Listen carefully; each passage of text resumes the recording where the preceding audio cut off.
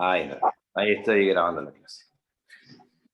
Hablábamos, retomo un poquito porque recién ahí inicié la grabación. Decía que recientemente se publicó el libro con las conferencias de Lembadier sobre arte contemporáneo, ¿sí? Así que lo pueden conseguir en español.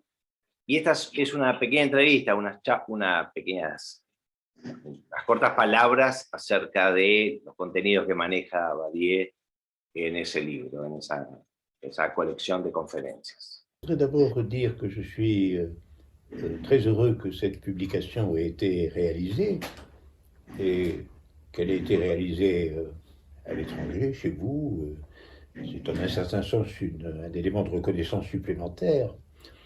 Et c'est un livre qui, dans l'ensemble de mon œuvre, va faire comme un événement original, puisque c'est la première fois que sont rassemblés l'ensemble des textes qui ont en commun de porter en réalité sur les formes et les orientations de l'art contemporain.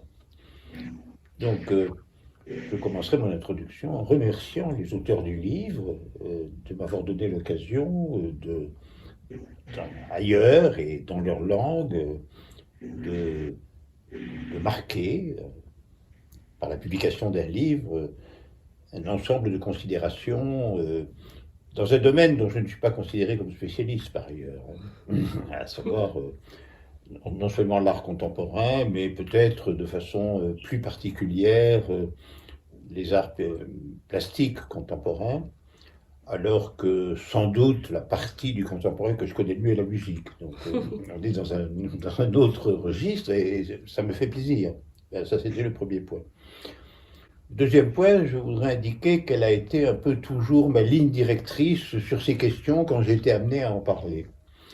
Je pense que ça a été, au fond, de m'inscrire dans le débat qui a existé chez les philosophes français à propos de la notion même de contemporain. Je voulais dire, quand on parle de contemporain, ce qui est quand même le sujet principal de ces conférences, de ces textes, on peut évidemment parler simplement comme ça du présent.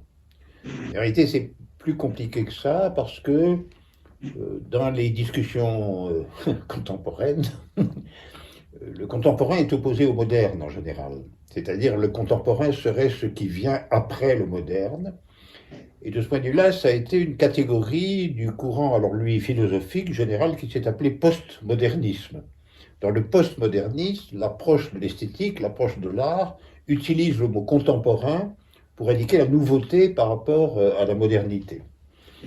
Alors, peut-être avec les ressources conservatrices qui sont aussi en moi, en même temps que les révolutionnaires, j'ai essayé de développer une trajectoire un peu différente, en prenant plutôt contemporain comme une figure du moderne lui-même, comme une étape de l'art moderne.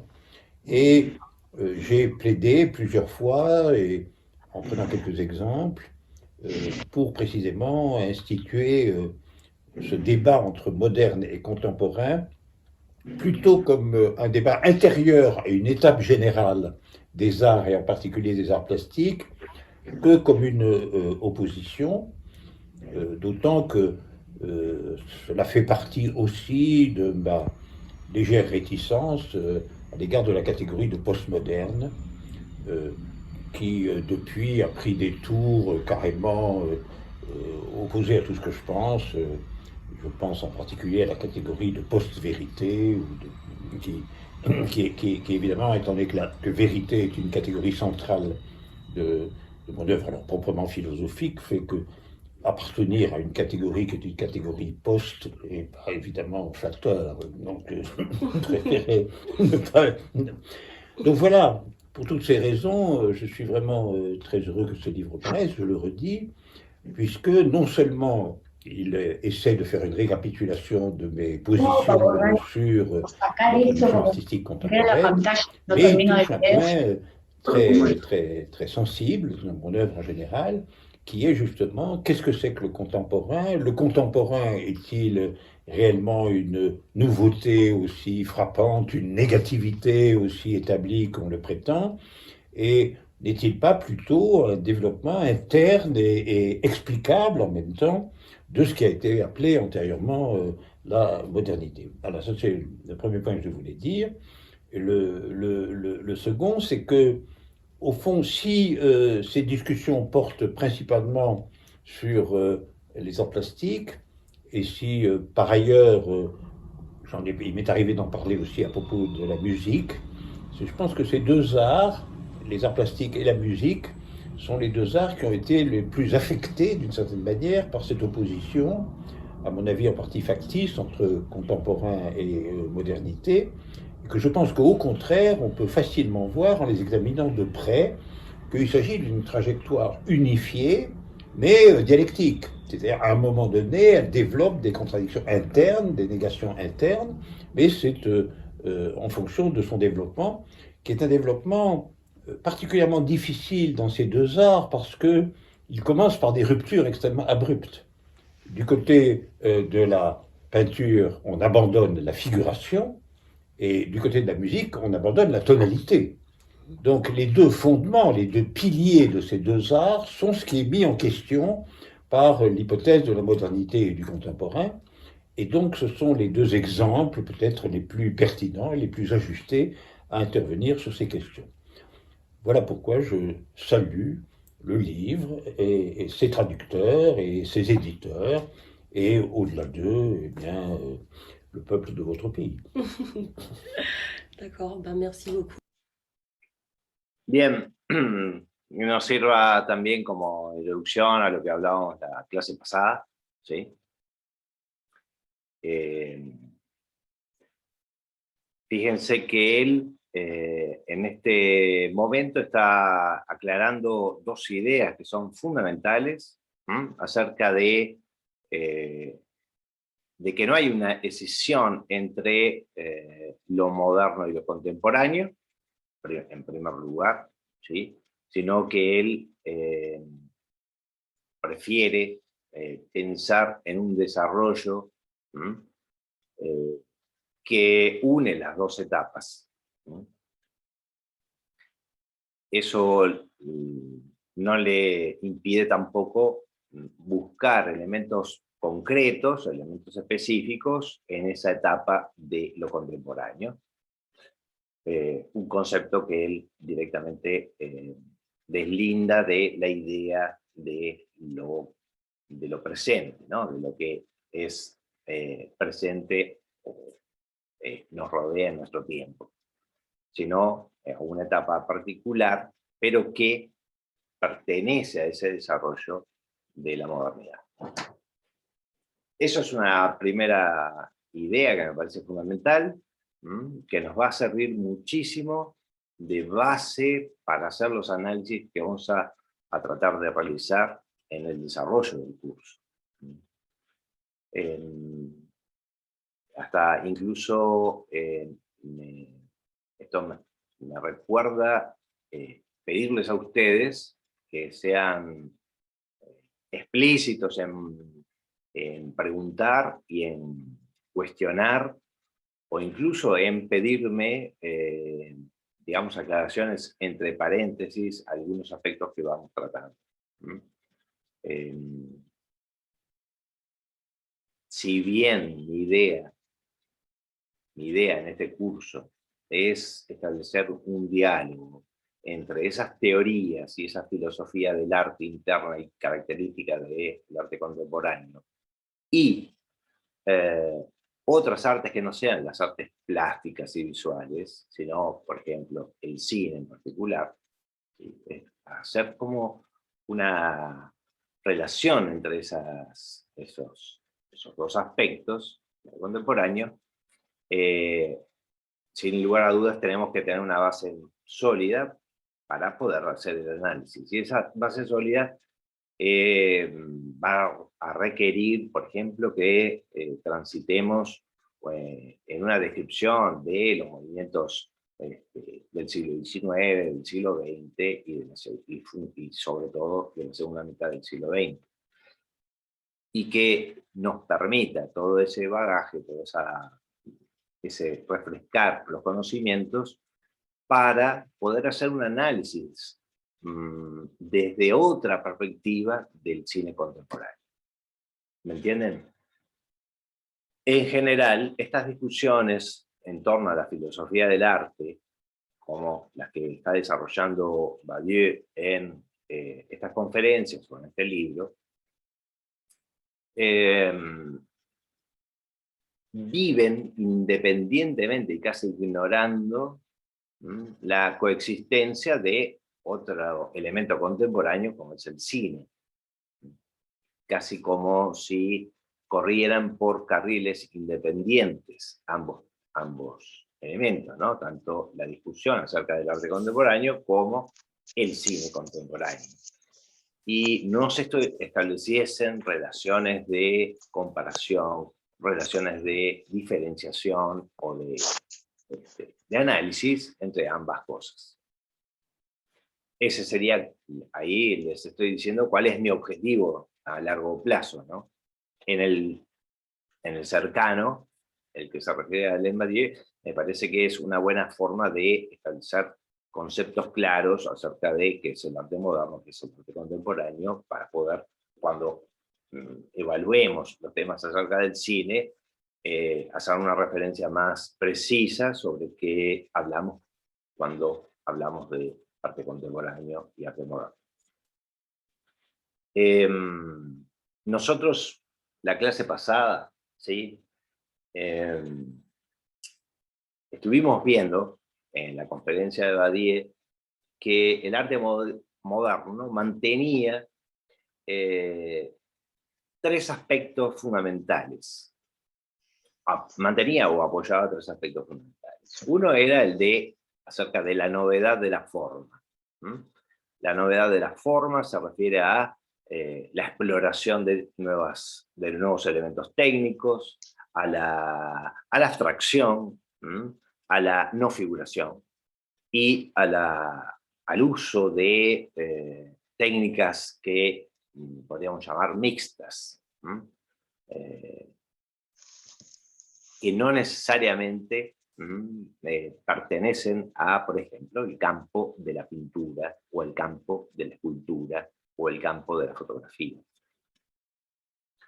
La novedad de la forma se va a ver presente en el arte moderno, en las vanguardias fundamentalmente, en toda su variedad, en todo su arco iris de posibilidades,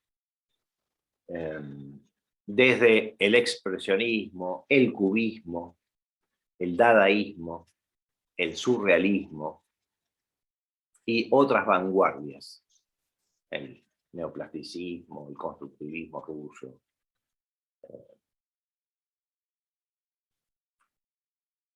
la Bauhaus, todo el movimiento de la arquitectura internacional, la arquitectura moderna. Es decir, la novedad de la forma, ¿sí? Que quede claro, es una fuerte convulsión que se produce en el mundo de las artes plásticas y visuales y que en gran medida es acompañada por aquellos otros campos como la fotografía, el cine, la danza, el teatro, la música. Una segunda característica que nombra Badiou es el desarrollo de la creación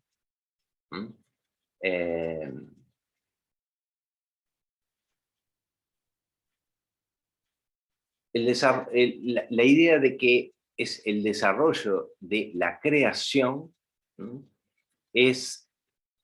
justifica una historia del arte, de que esas diversas opciones de creación, esas diversas manifestaciones de la modernidad, son parte de un desarrollo que justifica, es decir, le da pie a la historia del arte para establecer, bueno, una cronología, una construcción, una descripción de su evolución, ¿verdad? Si se acuerdan que el romanticismo, dado que sus exponentes alcanzaban una particularidad, sobresalían por sus técnicas, por su espíritu, por su sensibilidad, como verdaderos genios de la creación artística, y que entonces una construcción de un relato histórico de esas diversas experiencias, de esas diversas vidas de artistas, etcétera, justificaba una historia del arte. Bueno, en el arte moderno, ¿sí?, esa justificación de la historia del arte venía por el desarrollo múltiple de diversas formas, de diversas posiciones en el campo del arte en general. Y una tercera es que, a pesar del fenómeno de la reproductibilidad, aparecido con la fotografía, con el grabado, con la litografía, con medios de prensa. Les recuerdo que hacia finales del siglo XIX, ¿sí?, los diarios norteamericanos, los periódicos norteamericanos, que comienzan a imprimir imágenes, que comienzan a reproducir imágenes, ¿sí?, alcanzan 3 o 4 millones de ejemplares diarios, ¿sí? Es decir, que la reproductibilidad de la imagen y de los objetos artísticos o de las obras artísticas está presente desde finales del siglo XIX. Ni que hablar con, obviamente, el fenómeno de la fotografía, y a finales también del siglo XIX, la aparición del cine. Estas tres características, la novedad de la forma, la justificación de un relato sobre el desarrollo de la historia del arte, y la idea de mantener la eternidad de la obra por su capacidad de innovación, de innovación, ¿sí? Va a dar lugar luego a una segunda fase que llama arte contemporáneo, que tiene otras características particulares que él señala de esta manera. En primer lugar, el arte contemporáneo se presenta como una filosofía del arte, como una reflexión, como un pensar frente al espejo acerca de qué es el arte, de cómo se desarrolla, de cuál es su evolución, de cuáles son los alcances o los límites de la creación artística o de la obra de arte, y dentro de, no de un consenso, sino de una variedad de posiciones y de versiones acerca de esos conceptos sobre el arte. Mantiene, ¿sí?, la idea de la repetibilidad y la pérdida de la unicidad de la obra, como había sucedido en el arte moderno, como lo habíamos ya aclarado.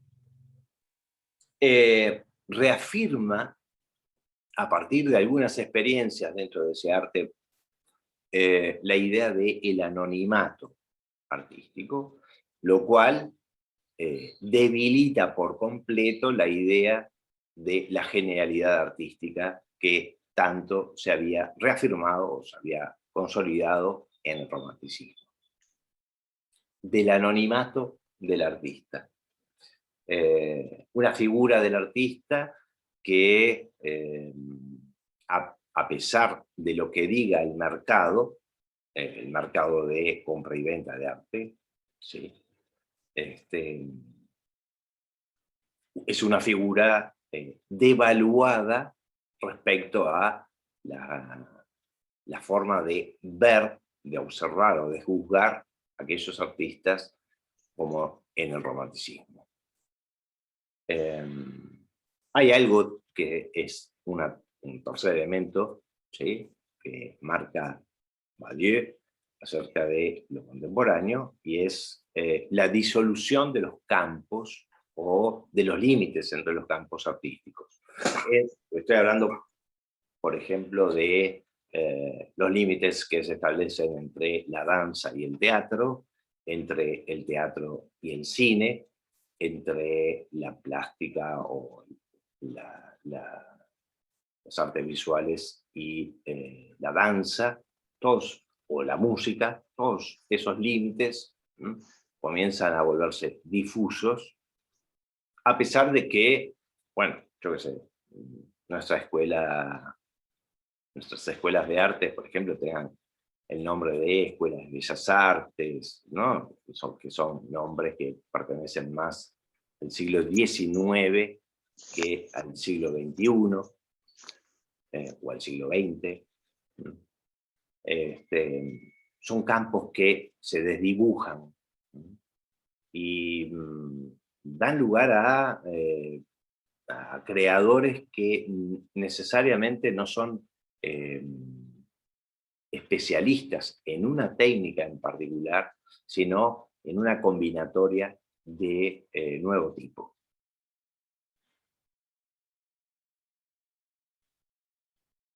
El artista ya no es un virtuoso de una técnica, no es el virtuoso del pincel, ¿sí? No es el virtuoso de la talla en madera. Puede serlo, sin lugar a dudas, ¿no?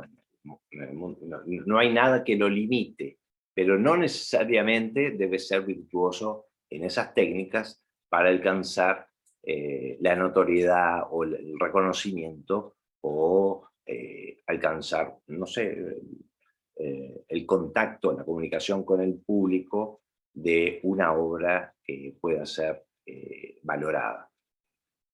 Y por último, Badiou, creo que en una parte de la conferencia habla de que el arte contemporáneo es también un arte viviente, es decir, un arte que, pensando por ejemplo en las performances o en los happenings, obviamente que es un arte que se mezcla con la vida cotidiana, con el mundo real, podría decir. Él la define como un arte viviente, sobre todo pensando en las performances, en las instalaciones. Eso es más o menos un resumen de lo que vimos la clase pasada, ¿sí?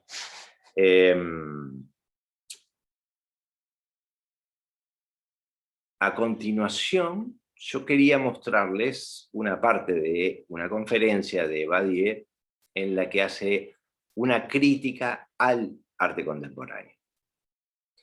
Antes de eso, de continuar con la exposición acerca de Badiou y su forma de ver el problema del arte contemporáneo, quiero ver si hay alguna consulta sobre lo que estamos charlando, sobre lo que acabo de comentar, e incluso sobre las palabras de la presentación del libro de Badiou.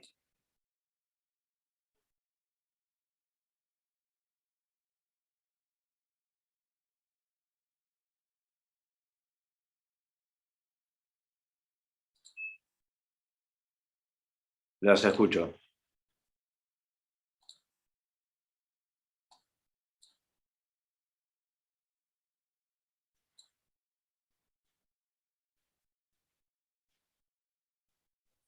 Hola, ¿qué tal? Sí, sí. No sé, a mí no me queda claro algunas cosas, de repente me podés Ajá. orientar. Por ejemplo, ¿a qué se refiere con que el arte contemporáneo sería anónimo y cómo se financiaría un artista que es anónimo? No me queda claro de qué vive el artista anónimo, ¿no? Eso no me queda claro bien como si se refiere simplemente al grafitero, o sea, y no es excluyente de que alguien, como tú dijiste recién, que pueda tener reconocimiento por el público, que lo identifiquen como, como un individuo aparte, ¿no? Sí. Eso no me queda claro. Bien. a lo que se refiere Badiou no es a que no haya artistas que, digamos, promocionen su firma, su marca. De hecho, hay artistas que contratan empresas de publicidad, ¿no? Un caso famoso y absolutamente reconocido por él es el de Jeff Koons, que posee un cuerpo de técnicos contratados que trabajan en el ámbito de la publicidad de él como artista. De él como artista. Entonces generan campañas de publicidad, campañas de promoción de la obra, de difusión de la obra, pero desde la publicidad. Sin embargo, a pesar de ese tipo de experiencia o de ese tipo de arte contemporáneo, ¿sí? El arte contemporáneo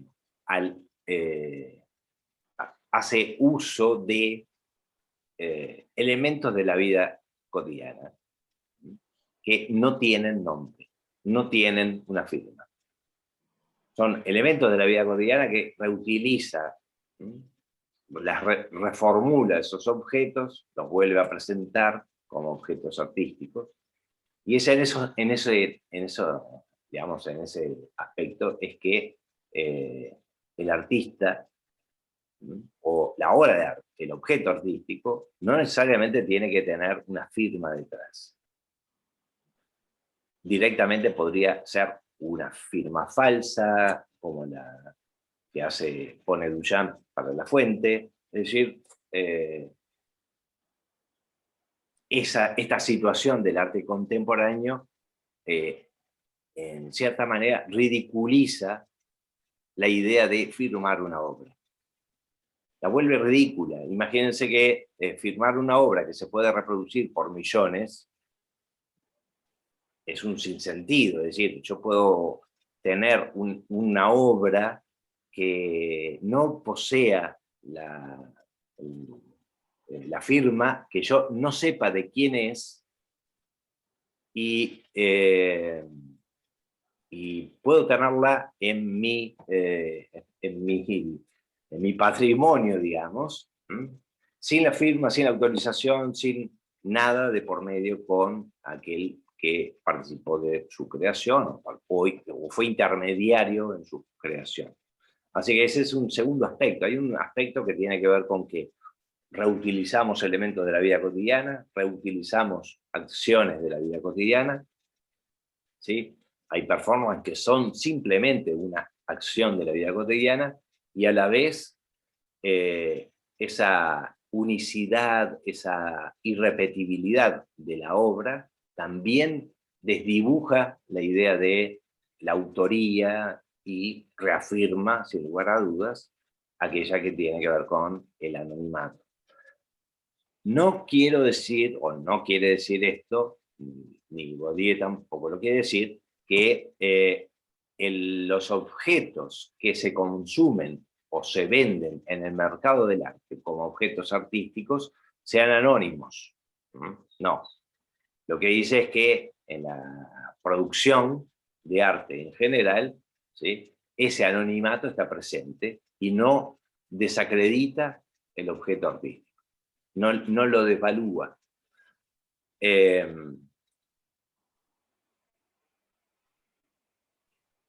Hemos visto artistas que,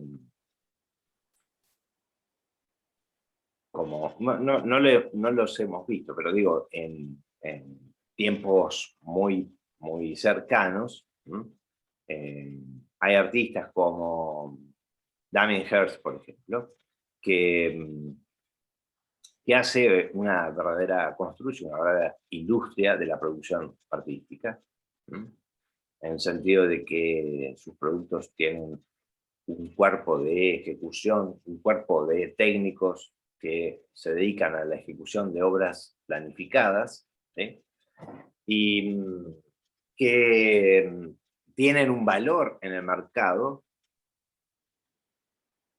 no por el objeto en sí, sino más bien por la firma que ha desarrollado Damien Hirst, la marca que ha desarrollado Damien Hirst. A pesar de eso, de ese ejemplo que pongo, que pertenece a lo más cercano en nuestro tiempo, el anonimato o la figura del artista genio, ¿sí?, está devaluada, sobre todo en las artes plásticas y visuales. Luego, también se me puede decir, o le podemos decir a Badiou, sin embargo, podemos encontrar, no sé, un programa de televisión que se titula Los genios de la fotografía. Sí, es cierto. Esto lo hablábamos en la clase pasada, si no me equivoco. En la cultura se producen inercias, ¿sí?, de múltiples elementos que hacen que fenómenos como, por ejemplo, el concepto de genialidad se mantenga, a pesar de que cualquiera puede agarrar un orinal y presentarlo como objeto artístico. Hola, ¿puedo hacer una acotación? Sí, claro. Estoy pensando que no es lo mismo que Duchamp ponga el urinal a que lo ponga yo, por ejemplo, ¿no? Y la segunda cosa que quería decir es que si bien el arte se puede reproducir, una imagen se puede reproducir, una obra de arte se puede reproducir infinitamente, una cosa es el original y otra cosa es la reproducción. Hablo en tema de costos, ¿no? Sí. Eh, Respecto a lo primero, es cierto que no podemos vivir la experiencia de otro, ¿no? Por ejemplo, no podemos, eligiendo un orinal como Duchamp, tener la misma experiencia que vivió Duchamp. Es cierto que los mecanismos por los que Duchamp transformó su elección en un objeto artístico, corremos todos en ese mecanismo. Le pudo haber salido mal. De hecho, cuando él presenta la fuente en una exposición en Estados Unidos, el jurado que seleccionaba las obras directamente dijo: esto queda fuera de la exposición, queda desechado, ¿no? Sin embargo, a pesar de haber sido desechado y quedado directamente excluido de la categoría artística, ese objeto tuvo luego una evolución, ¿no?, dentro de las consideraciones que hace o hizo la historia del arte respecto a ese fenómeno del objeto artístico, la fuente. Esas consideraciones no son particulares de Duchamp, no son debido a la genialidad de Duchamp, y no nos ha pasado a nosotros porque no seamos geniales como Duchamp, sino porque son otras las vicisitudes por las que pasó esa historia, y porque los mecanismos por los que se seleccionan los objetos, se seleccionan artistas o corrientes artísticas para ser valoradas y tenidas en cuenta en la historia del arte, o tenidas en cuenta en una exposición o en una colección privada, o referidas en una crítica de arte, en un periódico, en una revista, van más allá de lo personal y particular de Duchamp, como de lo personal y particular de Ana, ¿no? Es decir, no tiene que ver Duchamp en transformar la fuente en un objeto artístico. A pesar de eso, Duchamp dijo: esto es un objeto artístico, lo presento como la fuente. Y tú podrías hacer exactamente lo mismo. Los mecanismos Claro, los mecanismos por los que luego la fuente y Duchamp se transformaron en un artista reconocido y parte de la historia del arte y Ana Fernández no, eso no tiene que ver ni con Duchamp, ¿sí? Ni con la fuente, sino con la trascendencia. Con la trascendencia, con el momento histórico, con las relaciones que establecía Duchamp con las colecciones privadas, con los coleccionistas en general, con el movimiento del arte, con su relacionamiento con otros artistas, que son también parte de un supuesto jurado que selecciona a aquellos miembros que hay que valorar o que hay que destacar. Es decir, esa historia o esas experiencias extras son aparte de el hecho de que cualquiera, dice Duchamp, puede ser artista. Sí, cualquiera puede ser artista. ¿Puedo agregar un comentario? De ahí a que todo el cuerpo de la institución arte, es decir, museos, coleccionistas, críticos, especialistas, otros artistas, el mercado, etcétera, lo confirme, es otra cosa. ¿Sí? Esa es mi forma de entender esto, ¿no? Hoy tiene que ver con la globalización también, digo, con el hecho de que las cosas se manifiestan a través del momento y del tiempo mucho más rápido, ¿no? ¿Puedo agregar un comentario que me pareció muy valioso? ¿Cómo es tu nombre, Ana? Ana. Ana, soy Silvia. Encantada. Que me encantó lo que dijiste, porque es muy verdadero. Tal vez para mí lo importante es que Duchamp tuvo primero la idea. Es decir, a nosotros no se nos ocurrió, a él se le ocurrió primero. Claro. Que uno va a una exposición y yo estoy cansada de escuchar, y eso lo puedo hacer yo. Bueno, pero no lo hice. La idea ya está ahí. Después copiar la idea es fácil. Entonces yo creo que Duchamp abrió un camino que no existía por ahí en esa época y que nosotros ahora podemos seguir ese camino. Perfecto. De acuerdo. Silvia. Hay que ser el primero, digamos. Alguien tiene que ser el primero. Ahí para mí está la realidad del arte contemporáneo también. En la idea, ser el primero en tener una idea. En la originalidad también. Bueno, pero ahí va un poco en contra de lo que justifica Duchamp, me parece a mí. Silvia. Entiendo lo que tú decís, tengo la misma impresión que tú. La genialidad está en el tipo de agarrar una cosa, uno mismo. Yo vi una vez en un museo una carretilla con un pedazo de madera, un tronco envuelto en un tejido. Y eso era una porquería, pero era una cosa de arte porque estaba ahí en el museo y se ve que tendría alguna cosa. Pero la idea que tuvo el tipo de ponerlo ahí porque se la recibieron es porque fue el primero, porque se le ocurrió, porque lo justificó de una manera que la pudo vender. Porque también estamos en una sociedad que todo se compra y se vende. Entonces eso también tiene mucho que ver con estas características del arte, ¿no? Pero lo que decía Duchamp es que eso que tú decís de la idea y el genio de la idea no es lo que decía Duchamp, decía que como que desaparece el genio, como que se banaliza eso. Es que el otro día dijimos que una cosa es lo que el tipo dice y otra cosa es lo que nosotros decimos si está bien o mal. Claro. Hay algo que me gustaría decir. Yo no estaría de acuerdo con la idea de la originalidad de la idea de elegir una fuente como objeto artístico. En realidad, lo que impacta en esa acción artística que hace Duchamp es lo siguiente. Este objeto que encontré tirado y que no tiene ningún valor artístico, lo presento como objeto artístico.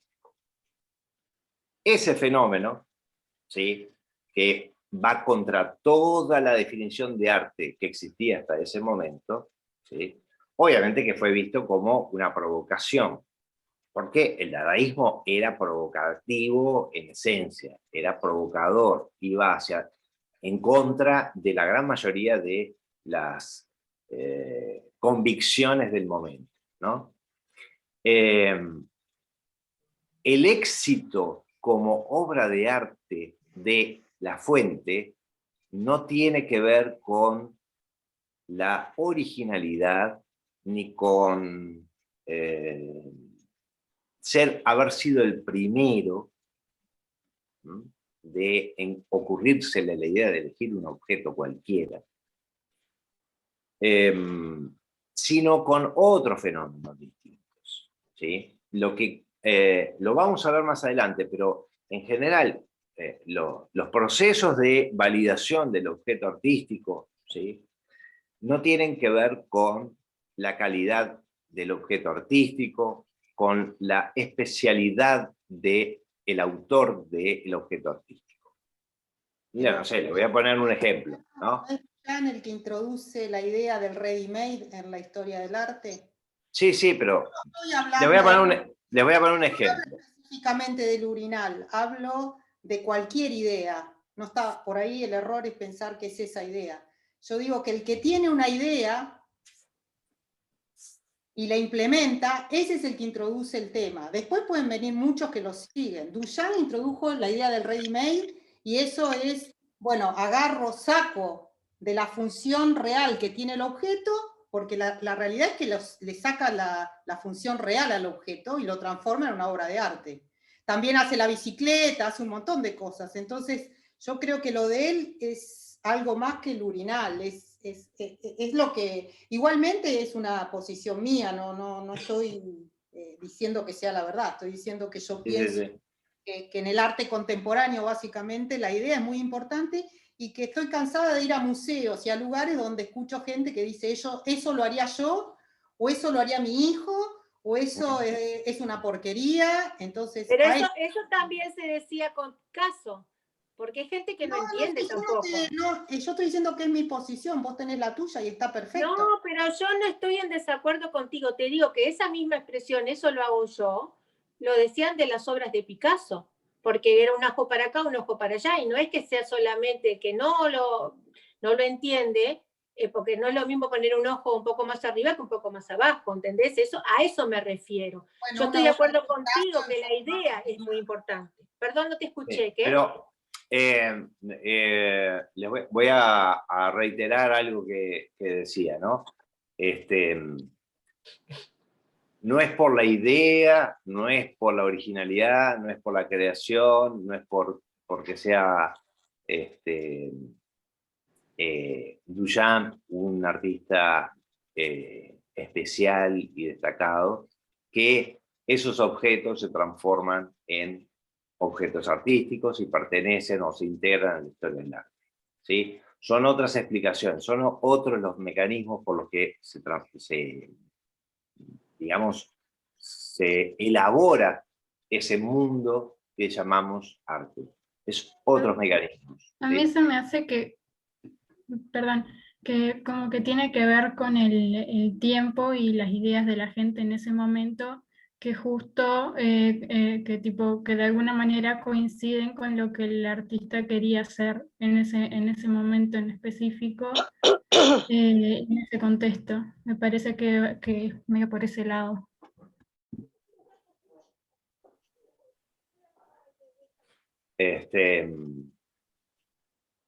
Creo que digamos que todos somos muy dependientes de algunas ideas que se desarrollaron durante el siglo XX y que a pesar de los impactos de lo moderno y lo contemporáneo se mantienen en nuestra cultura, ¿sí? Con esto lo que quiero decir es que aún intentamos creer. Sí, mira que, te voy a decir, voy a tratar de ser lo más directo posible. A mí me puede encantar, ¿sí?, un artista como Tapies, ¿sí?, el español, ¿no? Me fascina Tapies, me encanta Tapies, no me canso de ver obras de Tapies, etcétera. O de muchos otros artistas. Bien, pero no puedo pensar que Tapies pertenece al relato de la historia del arte por esas razones. Por su originalidad, por su creatividad. No lo puedo pensar. ¿Por qué? Porque hay múltiples ejemplos que dicen exactamente lo contrario.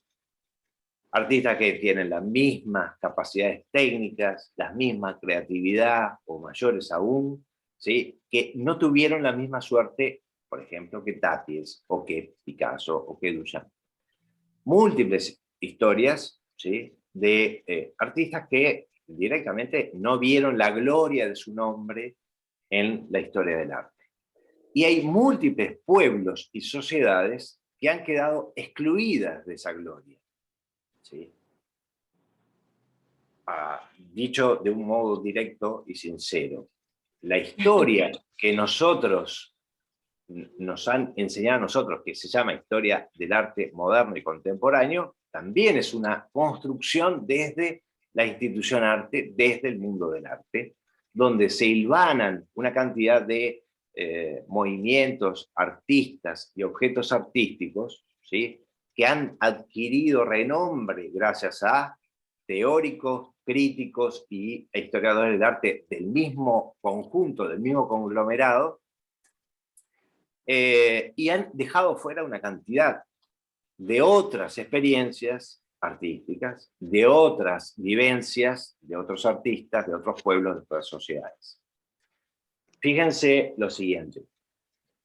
Cuando nosotros analizamos la historia del arte como un relato etnocéntrico y eurocéntrico, es decir, un relato donde, digamos, la evolución de todos estos problemas han acaecido en Europa y en Occidente, ¿sí?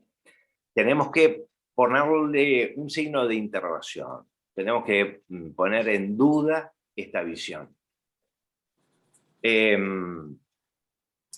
Porque es un relato que trata de tener una coherencia, ¿sí?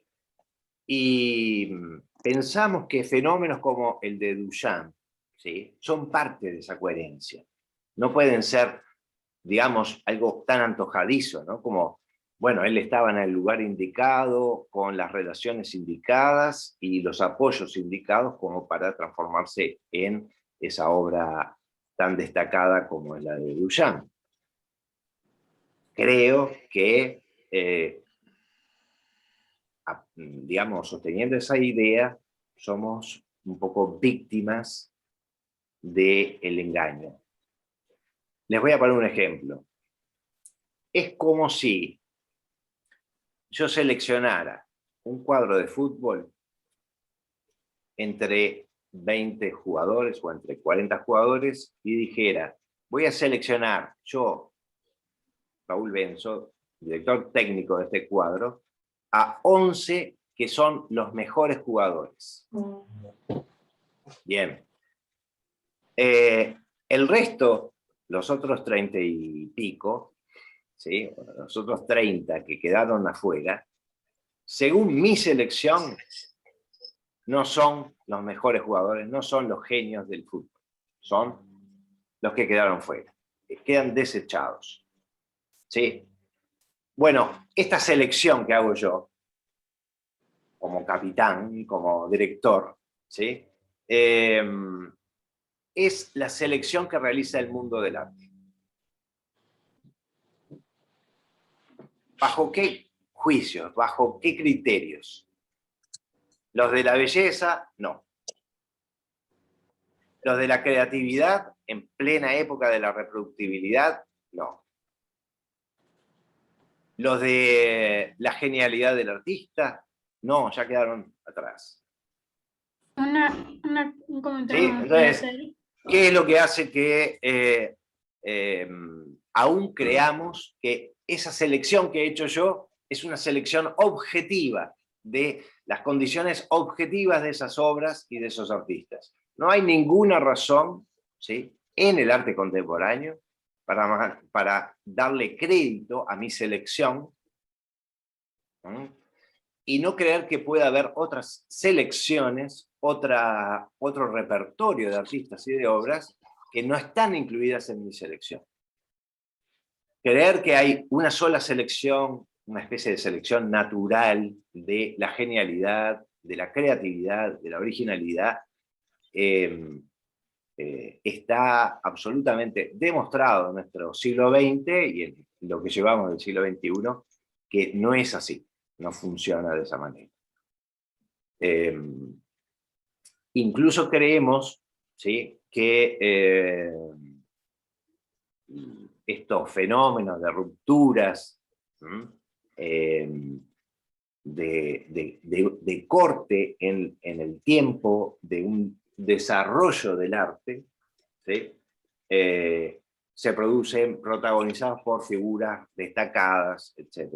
Bueno, lo que sucede es que son rupturas, sí, importantes de un cierto relato en el que se cuenta una historia de evolución, de desarrollo, de crecimiento del arte como si fuera el conocimiento científico.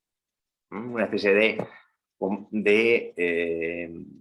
de hipótesis, comprobación, de verificación, de superación de la verificación, de nuevas teorías que perfeccionan las teorías anteriores. Bueno, en el arte eso no es así, ¿sí?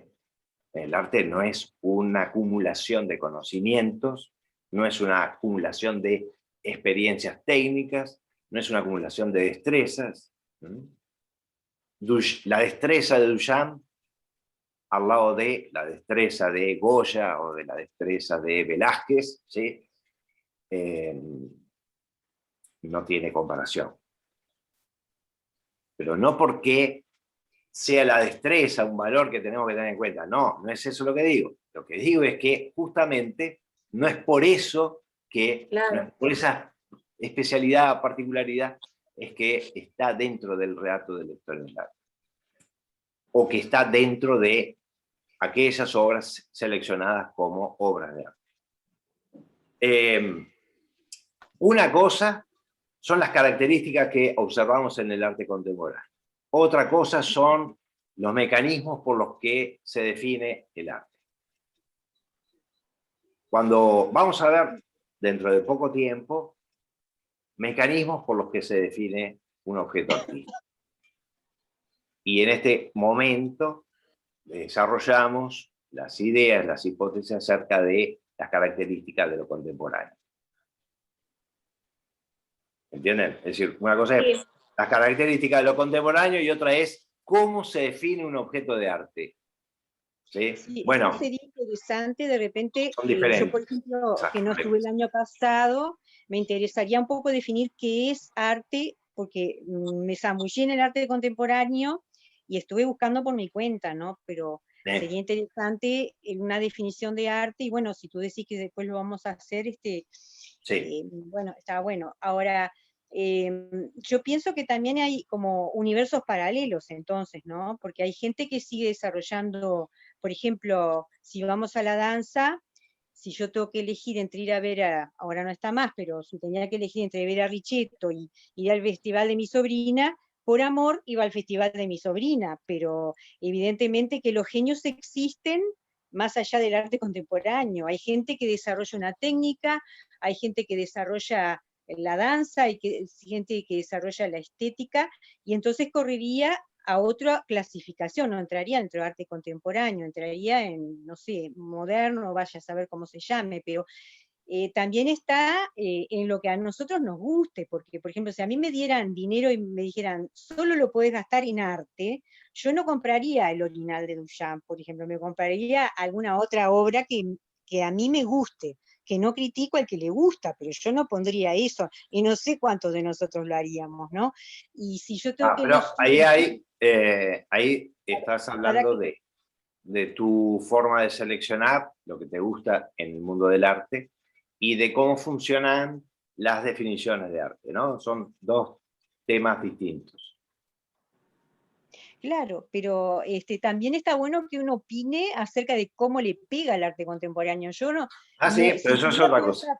Si yo tuviera plata para gastar y me dijeran, bueno, tú podés ir a X museos ahora del mundo. Yo seguramente no voy, ya me pasó una vez de ir al centro Pompidou y encontrarme una pecera llena de prótesis parciales y totales de dientes, y la obra de arte se llamaba Le Monde est plein de dents. El mundo está lleno de dientes. Yo no pago para ver eso, honestamente, yo te voy a ser sincera, yo elijo irme a cualquier otro museo de los que hay en oferta, y me pasó de ir al Museo Blanes y encontrarme 61 mangas colgadas, muy bien confeccionadas. Yo entiendo que como para una obra de arte contemporáneo esté bárbaro, pero mi tiempo vital yo lo voy a emplear en cosas que en lo personal, yo no descarto que a mí me aporten. No sé, ahora acá se está invirtiendo mucho dinero en un museo de arte contemporáneo, en la Fundación Achugarri, pero yo las obras que veo a mí me despiertan un sentido de, me gustan, ¿verdad? Que en parte eso estaba leyendo que es el arte. Yo no critico el que le guste el orinal de Pero Duchamp. entiendo, Ana, pero una cosa son, Ana, una cosa son los criterios que manejamos nosotros personales, ¿sí? Y otro es al llegar a un acuerdo, como podemos llegar a llegar, acerca de, bueno, cuáles son las teorías y cuáles son las definiciones que manejan esas teorías sobre el arte, que es otra cosa. Todos, seguramente, cada uno tenga una experiencia particular con el arte, ¿sí? Y seguramente por más que tengamos muchos intereses comunes, seguramente no lleguemos a un acuerdo. No porque no se pueda, porque directamente, ¿sí? Sí, una cosa que señalaba Bourdieu es justamente que el arte contemporáneo es una filosofía. El mismo arte contemporáneo es una reflexión sobre arte, ¿no? No es algo evidente, no es algo que uno puede entrar a un museo, ¿sí? Y pasar frente a una silla, sentarse en la silla y seguir luego, y no darse cuenta de que la silla era el objeto artístico que estaba en el museo, por ejemplo. Una experiencia así puede suceder. En esos casos, ¿sí? Nosotros nos cuestionamos acerca de qué es lo contemporáneo, por qué no nos gusta, por qué no lo entendemos, qué está pasando con la definición de arte. Bien, ¿qué está pasando con la definición de arte? Vamos a llegar, eso sin lugar a dudas.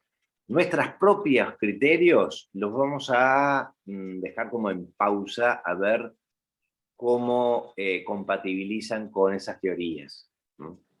En algún momento nuestras formas, nuestros criterios, nuestras valoraciones se van a ver justificadas o invalidadas también frente a las teorías que explican cómo se produce, cuál es el modo de producción de las obras de arte.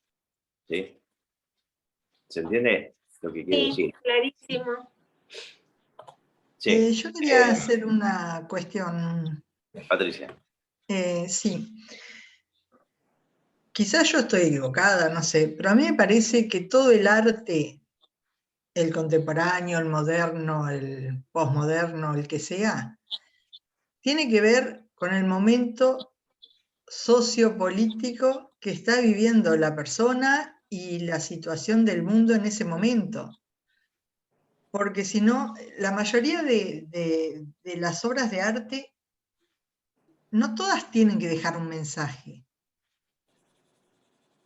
Algunas pienso yo que son lo que en el momento el artista pensó que en ese momento quería expresar y no necesariamente dejar un mensaje para la posteridad. Sí, no sé, Patricia, yo te diría lo mismo que le decía a tu compañera. Es decir, no tratemos de llegar a una definición desde nuestros criterios, digamos, de sentido común, ¿no? Claro.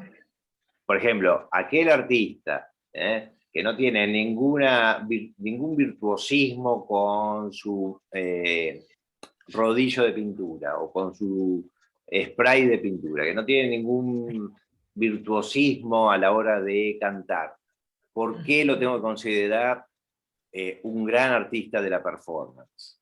Bueno, eso es otro tema. Claro, ¿sí? por eso. Que el a tema nosotros es- no nos guste, que a nosotros nos parezca incomprensible, es otro problema. Vamos a explicarlo más adelante, cómo se produce este fenómeno, ¿sí? Bueno, Pero traten de no manejar sus criterios, es decir, cómo han vivido ustedes o han tenido la experiencia ustedes para verificar, para respaldar una teoría, ¿sí? El caso de Badiou es una exposición de las características de lo contemporáneo. Esto es lo que sucede, dice. ¿Sí? El artista ya no es un genio. ¿Sí? La obra se puede reproducir infinitamente. ¿Sí? Yo qué sé, el arte puede ser efímero. Ese objeto puede desaparecer en el día de mañana. No tiene por qué trascender eternamente como se pensaba antes. Bueno, esas son las características de lo que se ve en lo contemporáneo. Quería comentar una cosa antes Sí.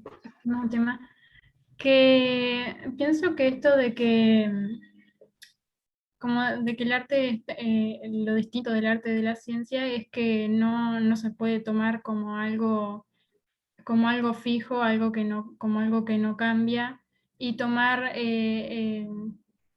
como, como punto para defender el valor de una obra, la genialidad del artista y la originalidad y todo eso, porque en el momento, por lo general, casi siempre creo que no se me ocurre un ejemplo donde no haya sido así. El arte cuando surge una determinada técnica o algo en el arte, generalmente es criticada, incómoda y así, entonces en ese momento mismo no es considerada una genialidad, al artista no se le considera así, y me parece que más o menos por ese lado, ¿por qué no se puede considerar desde esos puntos de vista actuales algo que fue hace, que no es de este momento? Pero, ¿podés sintetizar un poco cuál es tu pregunta o tu idea? No es una pregunta, era algo que quería comentar, que pienso yo que es por eso que no se puede considerar al arte, el valor del arte según parámetros actuales, como la originalidad, el valor que tiene un artista en sí, Sí. porque en el momento en el que se creó la técnica, que surgió la técnica y las obras de ese artista no fueron tomadas eh, como lo que son ahora, no se Sí. ven de la misma manera que en el momento en que fueron creadas. Ujú. Sí. Sí, creo que entendí que también te referías a la comparación entre la idea del desarrollo y crecimiento del arte expuesto como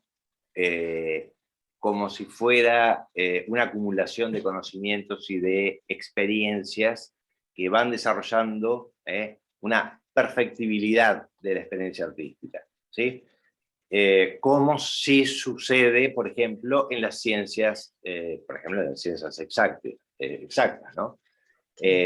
Esa comparación la hago en el sentido de que en el campo de las ciencias se producen modificaciones, perfecciones, nuevas teorías que desbancan teorías anteriores e instauran nuevas teorías, con un afán de amplificar los conocimientos, de desarrollarlos, de expandirlos, pero ese criterio, o por lo menos esa forma de presentar la historia de la ciencia, trasladada a la historia del arte, es falsa.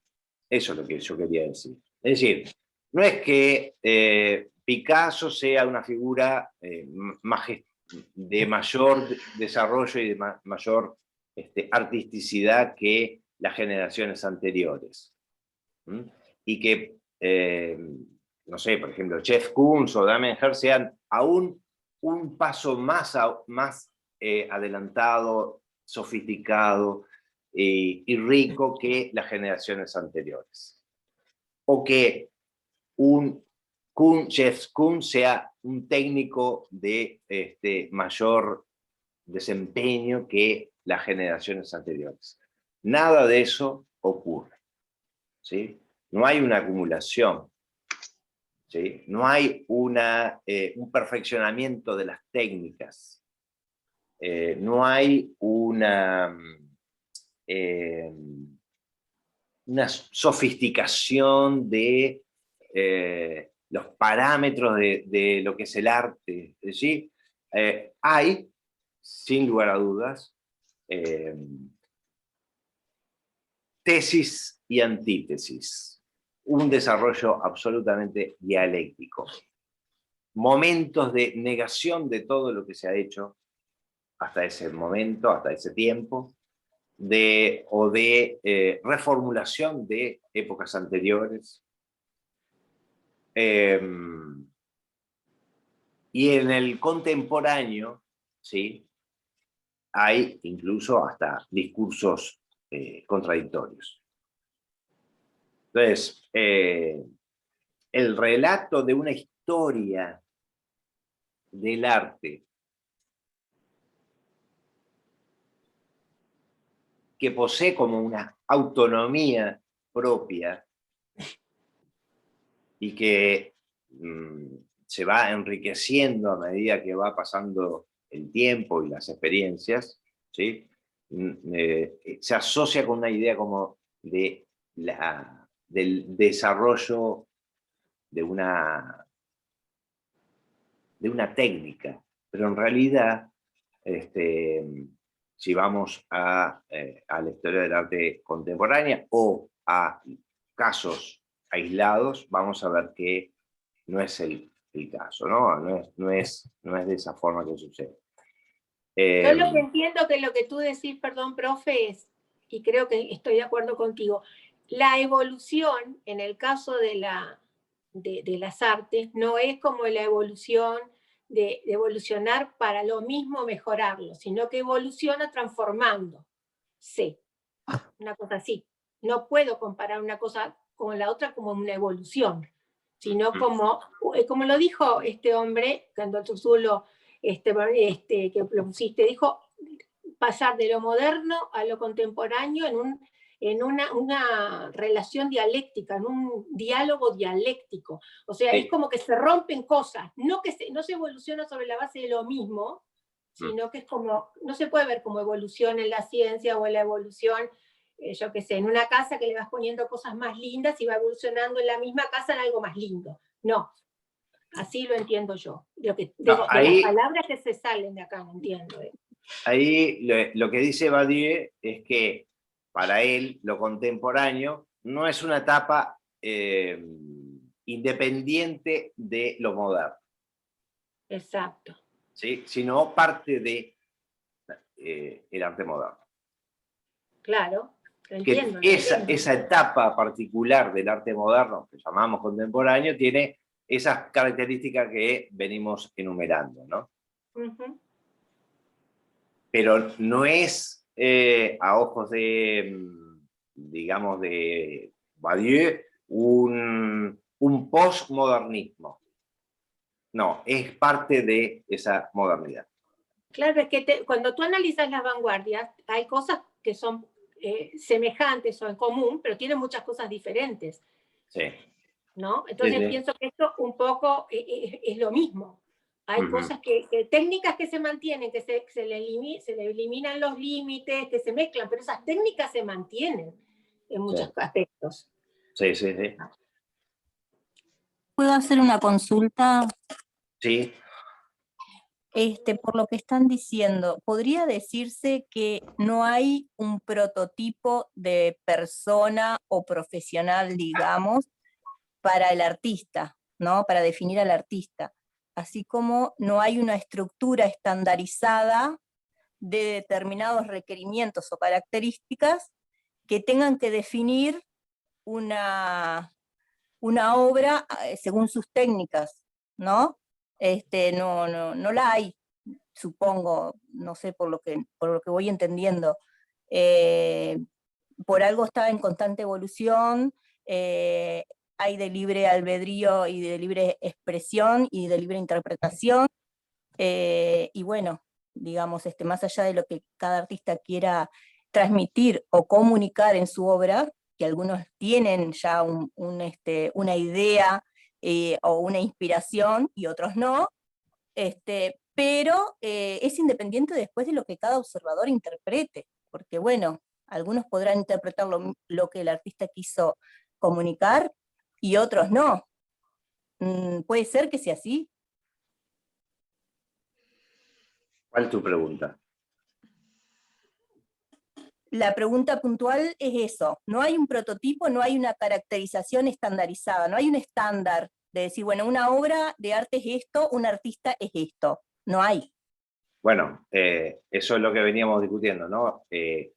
¿Cuál es la definición de arte que se maneja? ¿No? Teniendo una definición de arte, yo te diría, sí, es esto. Tomo la definición de arte y veo si los objetos, las acciones artísticas se ajustan a esa definición o no. Lo que no hay es el predominio o la dominancia de una cierta definición sobre el arte, sino una gran problematización del arte. Esa es la característica que marcaba Bourdieu sobre el arte contemporáneo. Una filosofía y una reflexión sobre el arte. Por lo tanto, si es una reflexión, una problematización de lo que es el arte, difícilmente se va a poder manejar, ¿sí? Una lista de propiedades que tiene que tener la obra de arte o que debe cumplir el artista para hacerlo. ¿Se entiende, Fabiana? Sí, bárbaro, muchas gracias. Es decir, es un problema que tiene que ver con la problematización que realiza el arte contemporáneo y con la, digamos, no hay una hegemonía de una definición del arte, sino una polémica, una discusión sobre esa definición de arte. Raúl, acabo de leer en el chat una pregunta que me pareció muy interesante. Disculpen que no estoy leyendo el chat. Respecto al artesanato, si ¿es arte o no? ¿Cuál es la diferencia entre artesanato y artista plástico normal? El artista, ¿sí? Sobre todo en la época del Renacimiento y en la época del Barroco, ¿sí? No sé, les voy a poner un ejemplo. Velázquez, ¿sí? Un pintor español de la época del Barroco español, ¿sí? No se destacaba por sus habilidades manuales. Es decir, no era un genio del mundo del arte, una persona destacada del mundo del arte por sus habilidades manuales. ¿Por qué? Porque aquellos que tienen habilidades manuales pertenecen a las clases trabajadoras. Los que se ensucian las manos no pertenecen a las clases dirigentes, a las clases privilegiadas. Así que Velázquez, que participó en un juicio Velázquez quería pertenecer a la Orden de Santiago, ¿sí? Así que hubo que investigar acerca de los orígenes de la familia de Velázquez y sobre todo saber si tenía parentescos judíos. Así que se investigó, se le llamó a Velázquez, Velázquez, confírmeme cuáles son sus parentescos, cuáles no, ¿sí? Velázquez dijo que no tenía, y preguntado si él había tomado el pincel para pintar, dijo que nunca en su vida. ¿Sí? Velázquez, que era el pintor del rey, es decir, él testificaba que nunca había agarrado un pincel. Porque para pertenecer a la Orden de Santiago no podés ser parte de los trabajadores, tenés que pertenecer a las clases privilegiadas que nunca habían tomado una herramienta o un elemento de trabajo como un pincel, ¿sí? Eso lo hacía un ayudante, un asistente. ¿Quién era Velázquez entonces? Pero entonces usted, ¿cómo, si se le preguntase, ¿no?, a Velázquez, cómo usted puede transformarse en artista o pintor del rey o de la familia real? Bueno, yo soy el que produce la idea. Yo me encargo de la gran idea que está detrás de la pintura. La gran idea, esas grandes ideas como el retrato real en las meninas, o las hiladoras, ¿sí? Que si uno empieza a investigar se da cuenta de que atrás, es cierto, ¿no?, hay unas grandes ideas, unas relaciones de símbolos y de alegorías y referencias sumamente sofisticadas, propias de una persona culta, no de un trabajador. Esto llevó digamos, a establecer como elemento de caracterización de las artes más altas y cultas, como la pintura, como la escultura, como la música, como la poesía, distinciones tajantes respecto a la artesanía. El artesano se ensucia las manos. El artesano trabaja con la madera, trabaja con el barro, trabaja con el hierro, etcétera, etcétera. ¿Por qué no puede acceder el artesano a una categoría de arte? Por esa simple razón. ¿Sí? Entonces... porque se ensucia las manos, por eso, porque usa usar sus manos. ¿Sí? De ahí que... Los artistas no lo usan. Ningún artista usa sus manos. Tiene la concepción.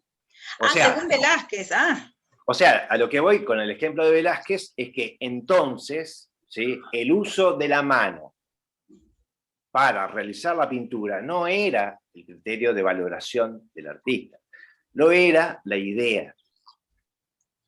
Él era un gran artista, o pertenecía a una clase privilegiada, no por su labor con la mano, sino por su trabajo intelectual, propio de alguien culto.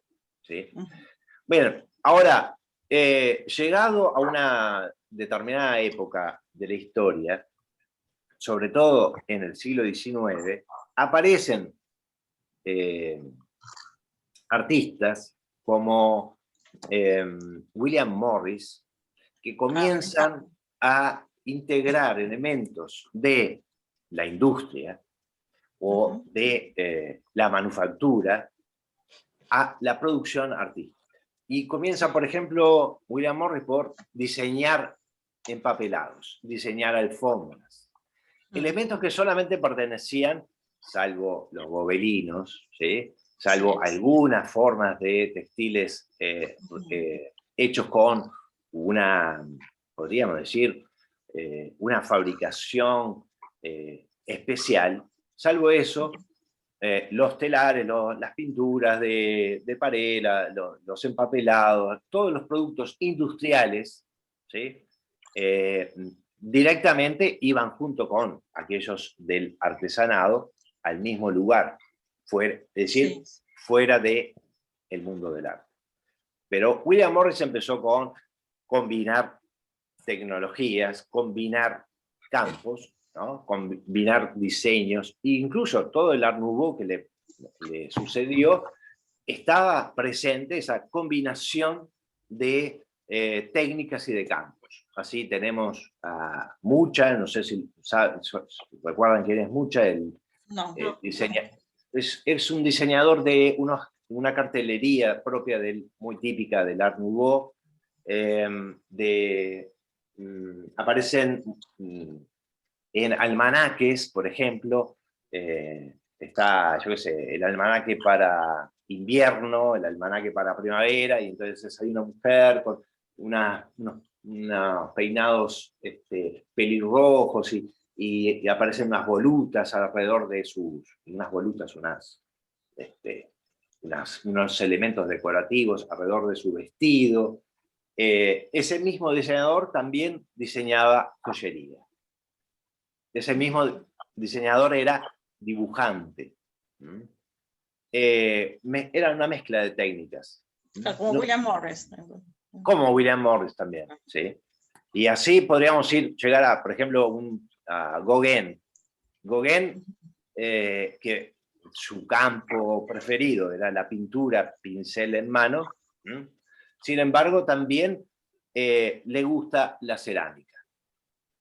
Le gusta incursionar en una cerámica que además imita la cerámica americana, la cerámica peruana, porque él tenía una descendencia, o una ascendencia, mejor dicho, vinculada al Perú. Y desarrolla la cerámica, desarrolla la talla en madera, el grabado. Su libro Noa Noa está hecha con múltiples grabados, acuarelas, etcétera, más fotografías de sus elementos en cerámica y talla. Ya no es un pintor del pincel o de la idea, Claro. ya es un pincel mucho más cercano a esa categoría que siempre había sido excluida, la del artesano, ¿verdad? Claro. Mucho más cercana.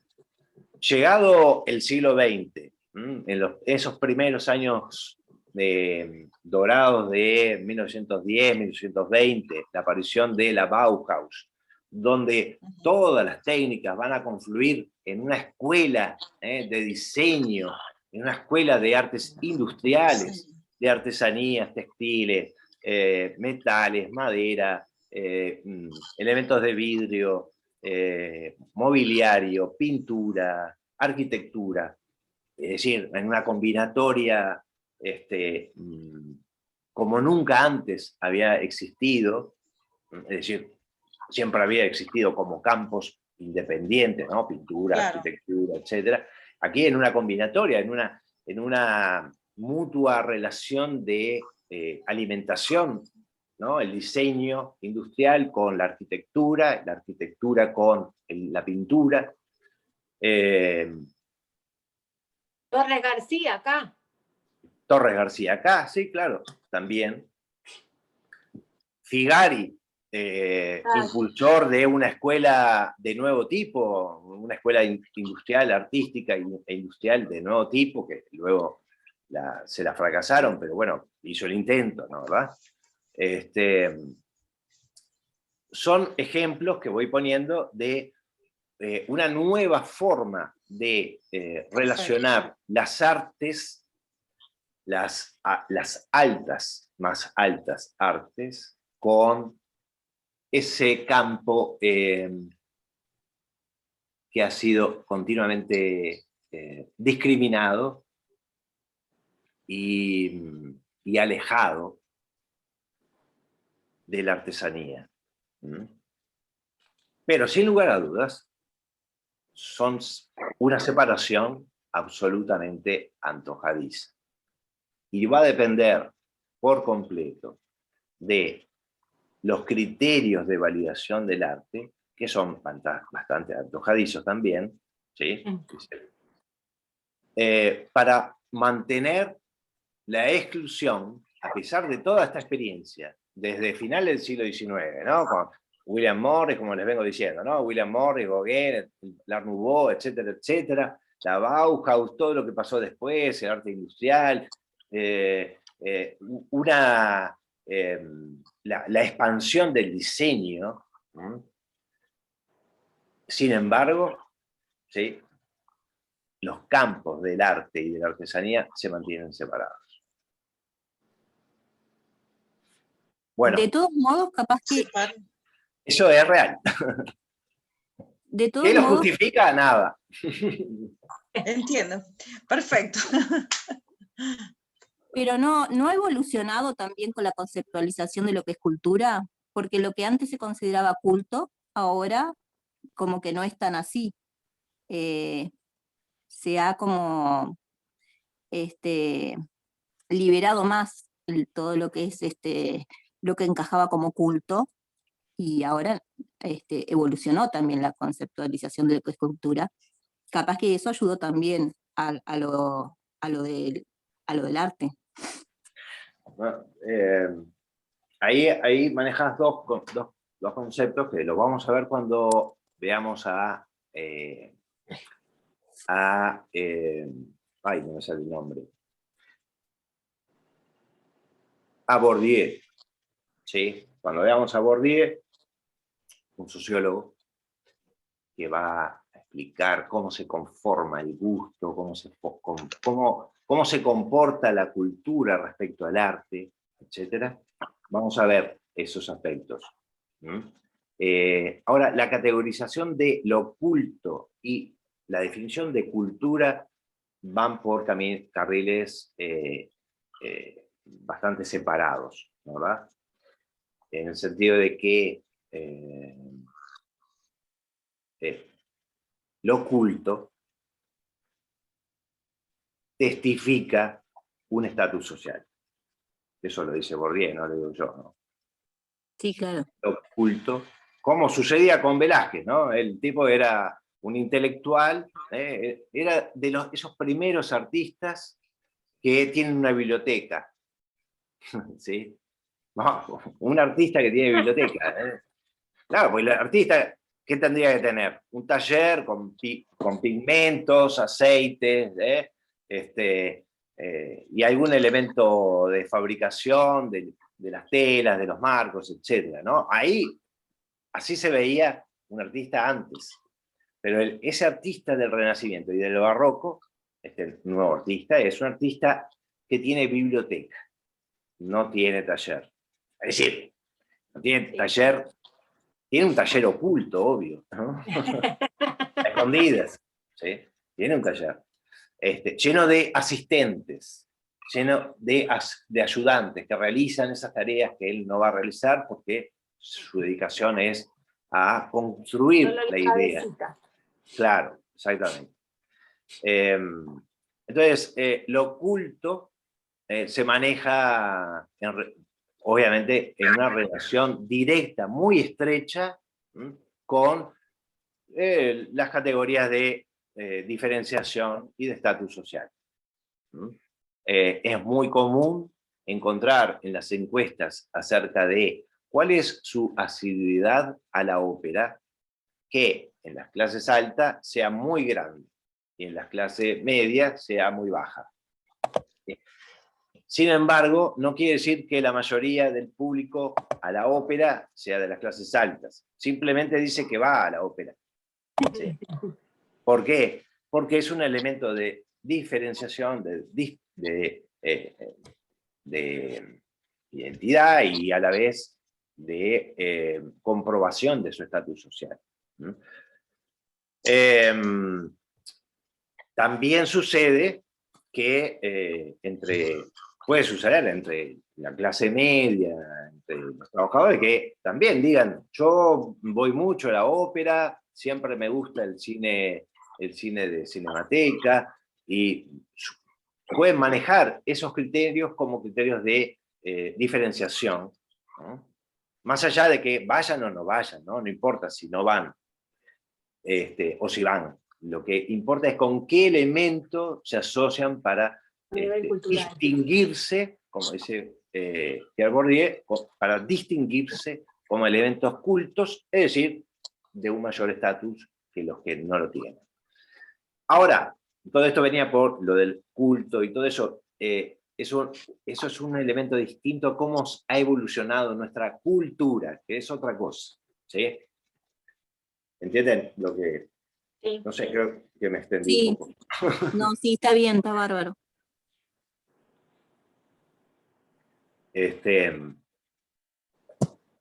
Todo lo que vamos a hacer nosotros, ¿sí?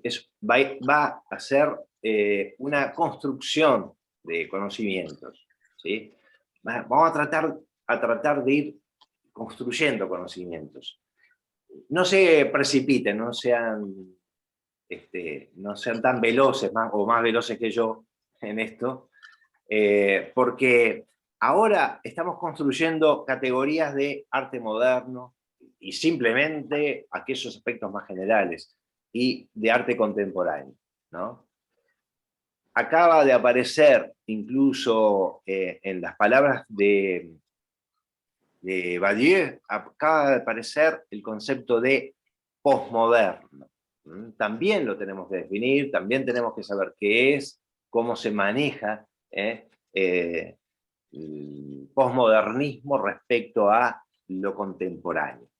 También lo vamos a tener que definir y va a ser de la mano de la entrevista de Ana María Walsh a Arthur Danto, que ya se los aclaré la clase pasada y que está en la bibliografía.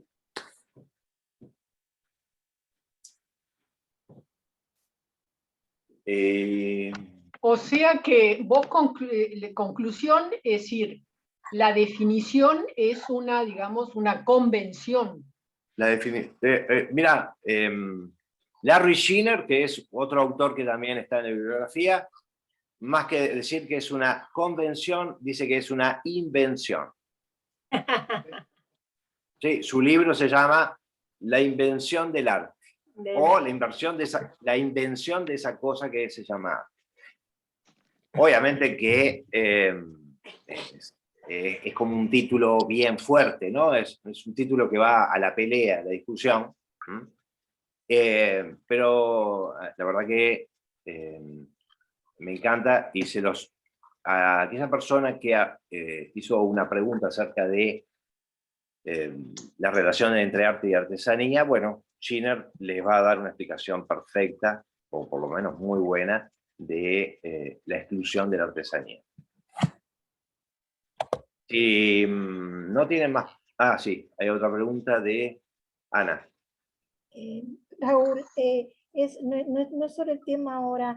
¿Me puedes dar el nombre para ver del grupo ese publicitario de Funk, de Chikun? ¿Cómo se escribe? ¿Cuál? Hablaste varias veces sobre Chikun. Quiero saber cómo se escribe para encontrarlo. Hablé varias veces sobre... Ah, Jeff Koons. Sí, perdón. Ah, el artista. Jeff. Lo estoy escribiendo en el chat. Se escribe con K. K-O-O-N-S. Jeff Koons. Ok, muchas gracias. Espera. Bueno, vamos a retomar la próxima con la posición de Danto sobre el arte contemporáneo y la transformación del arte moderno al arte contemporáneo. Y tranquilos, tranquilas, que espero que salgamos con un acuerdo, una especie de negociación acerca de qué es el arte. Terminamos por acá. Nos vemos el miércoles próximo. Gracias, hasta el miércoles. Gracias. Gracias. Gracias.